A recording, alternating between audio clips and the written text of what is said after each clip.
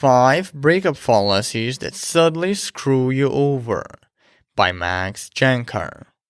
It's no secret that breakups take a toll on our minds. There are many psychological foes they bring to the table. Buttloads of depression, bruised ego and self-esteem, degraded self-worth, and broken boundaries, just to name a few. These are all real consequences, but fortunately, they are manageable and treatable. You can always go to therapy and engage in self-help to mend your depression, rebuild your self-esteem, begin accumulating a healthier sense of self-worth, and learn how to set and keep sturdy boundaries. However, certain consequences are not as easily treatable. These are our errors in reasoning, also termed logical fallacies. At best, they are harmless but misleading. At worst, they lead us to develop self-sabotaging beliefs about relationships, which hamper breakup recovery and even prevent us from finding new love. This article aims to shine a light on 5 that I consider most destructive and toxic. Let's cover them. Number 1. The fallacy of composition. The fallacy of composition arises when one infers that something is true of the whole from the fact that it is true of some part of the whole. Put differently, it arises when someone mistakenly concludes that something that is true for an individual must also be true for the group to which that individual belongs. Here's a typical example. My ex-girlfriend cheated on me. My next partner is also probably going to cheat. Hell, all women are cheaters. Fuck relationships, fuck women, I'll just stay single. Notice how the example infers that all women are cheaters just because the person in question got cheated on.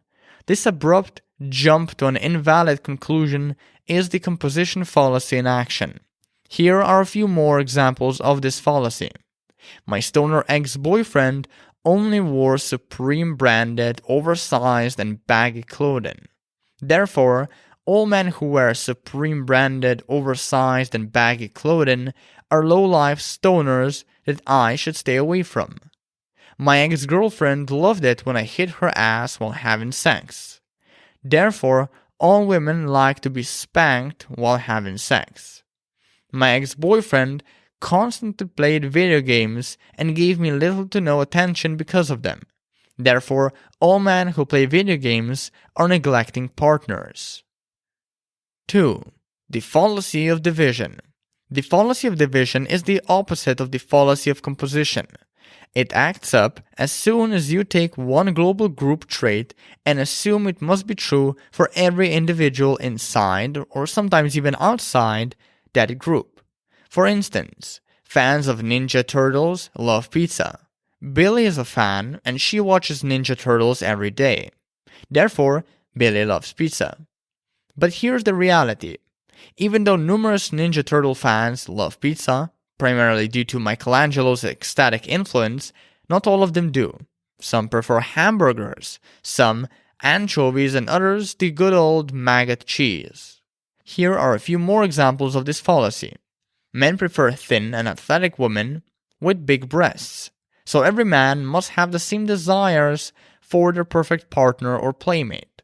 Women prefer ambitious and masculine men. Therefore, all women will only date and become exclusive with ambitious and masculine men. Women get over their ex faster than men.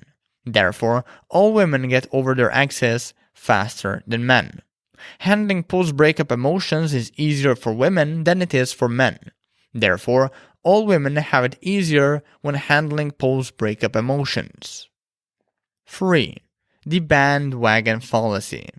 The bandwagon fallacy transpires when you believe something is real or acceptable only because it is widely believed in or popular. For instance, most of my friends believe iOS is better than Android.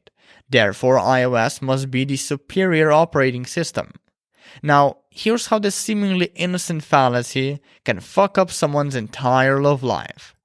Let's say Tristan just got cheated on and then dumped by his girlfriend. It's a horrible fate, but it gets worse.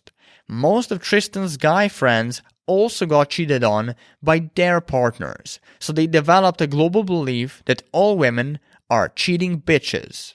They all succumbed to the fallacy of composition mentioned earlier.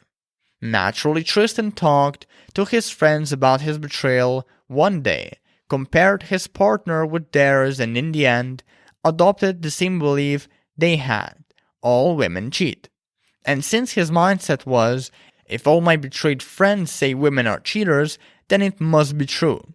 The tendency to genuinely believe that seemed reasonable, so he jumped on the same bandwagon his friends were on. The bandwagon fallacy. No pun intended. 4. The appeal to nature fallacy. The appeal to nature fallacy makes us view the opposite gender or just about any potential partner in a skewed and fucked up way, which considerably limits our dating options. When you believe all men or women are XYZ, you'll create a sort of unconscious filtering system in your mind that will make you attract only the people who conform to your conclusions and views. Idiots call this tendency the law of attraction. Smart people call it what it is, the confirmation bias. The fallacy goes like this: if something is natural, it must be good, but if something is unnatural, it must be wrong or bad. Let's look at some examples. Women are naturally better caregivers, therefore it's good if they look after children. Women should be caretakers, therefore a woman pursuing her career instead of taking care of her home and man is a bad person. Men are naturally dominant, therefore it's good or healthy if they dominate their partners and others. Men are less emotional on average, therefore it's healthy if they stay that way and avoid practicing vulnerability. 5. The naturalistic fallacy. Think of the naturalistic fallacy as a subset of the appeal to nature fallacy. Here's how it goes. If something is natural, it must be moral, as in morally right. And if something is unnatural, it must be immoral or morally wrong. Let's look at some examples. Women are naturally better caregivers. Therefore, they should, emphasis on should compared to the previous example, therefore they should look after the children. Women are naturally good caretakers.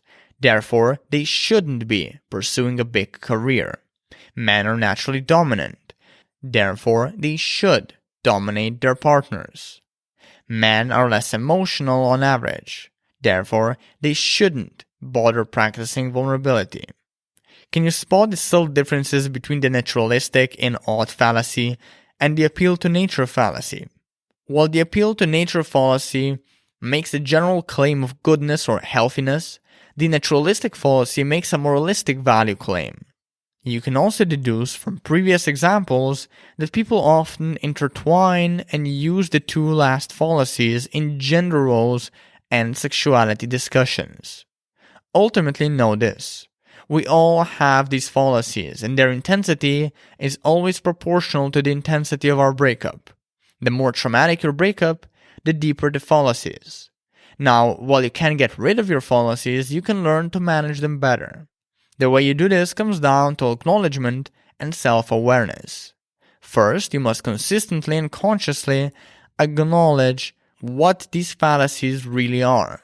Not scientific facts, but only rationalizations and oversimplifications. Then, you must get good at noticing those fallacies so you can act against them when they appear and avoid cultivating any sort of delusional worldviews based on them.